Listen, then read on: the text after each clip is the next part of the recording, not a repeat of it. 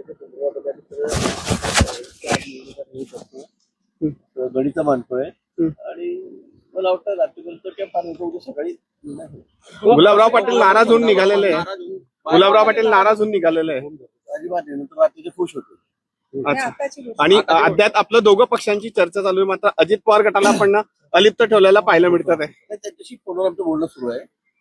ते सुद्धा काही कोणतीही चर्चा झालेली आमच्याशी अनिल दादांशी बोललो तर तेवढं आम्हाला अनिलदादांची चर्चा नाही झाली माझी.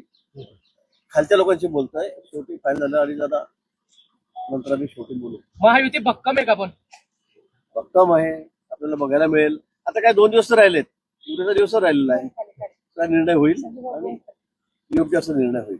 पण एकंदरीत बघायला गेलं तर नाशिकचं काय आता मी नाशिकला निघालेलो आहे. मला फक्त 4:10 ट्रेन आहे. मी नाही गेलो 4:40 फक्त 10 मिनिट बाकी आहे. गाडीपेक्षा थोडं ट्रेनमध्ये जरा इतका प्रवास चाललेला आहे, कधीतरी जर झोपता येईल थोडा हळू पडून, म्हणून मी ट्रेनने निघालेलो आहे. मंगेश चव्हाण यांनी घोषणा केली होती. मंगेश चव्हाण यांनी घोषणा केली होती 2 दिवस पूर्वी की आमची महायुती ठरलेली आणि जागा वाटपाचा फॉर्मॅट थोडा बाकी आहे. तोच चाललेला आहे आमचा.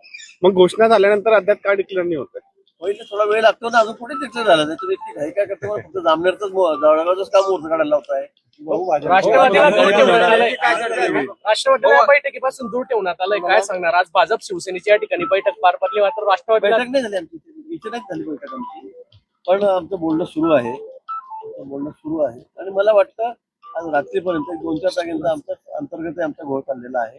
कोणाला कळायचं प्रमुख कार्यकर्ते आहेत आणि निश्चित जागा गेल्यामुळे मग बरेच मोठ्या जागा जाणार. कारण आमच्याकडे मागच्या वेळी 57 जागा होत्या आणि आता यावेळेला आम्हाला कमी जागा घ्याव्या लागतील, दोन्ही पक्षांना सामावून घेतलं तर.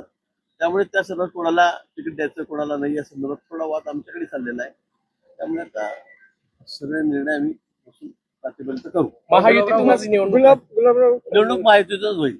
भाऊ, आचारसंहिता असताना या ठिकाणी गेस्ट हाऊस मध्ये पण इथे काही चर्चा झालीच नाही कुठली. याची कुठली चर्चा झालीच नाही.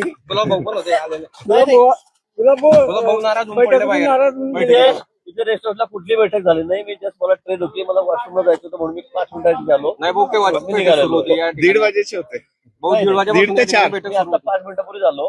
आचारसंहिता कुठले सरकारी कुठली विमान वापरायची नसते, रेस्ट हाऊस वापरायची असते याची मला कल्पना आहे.